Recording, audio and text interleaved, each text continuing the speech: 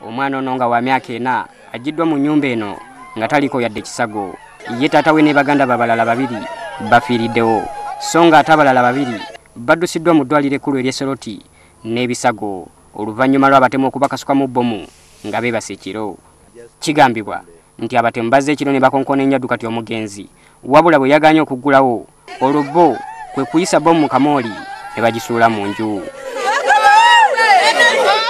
3 people died on the spot when the grenade was thrown inside the house at around 12 to 1 a.m. Abaana 2 balumiziddwa era basuze balajana okutuuka budde Kejenge. Bano baddusiddwa mu ddwaliro nga bajjudde ebisago, wabula ng'embeera gye balimu ew'essuubi. Jo emirambo gy'abasatu giteereddwa mu ssanduuki kyokka nga gisensebuse. Omugenzi Ennyandu abadde yayawukana ne bakyala ba 2 nga kati yabadde abeera n'abaana be. Okusinziira ku mwogezi wa poliisi erudde eyo, Hassan Juma Nyene agamba nti bannazuula kyatisizza abantu bano. We are trying to get to the ground to make sure that we get the clues that we are sure will lead us to arrest 1 or 2 suspects. They normally don't volunteer information to police.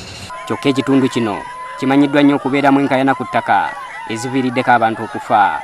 Okusinziira ku poliisi, obutemu mu ggombola ya Asuleti buli waggulu bw'ogerageranya n'amagombolola amalala mu disitulikiti eno, nga n'abasibe mu kkomera ly'Essoloti 5 ku buli 100 bava mu ggombolola eno.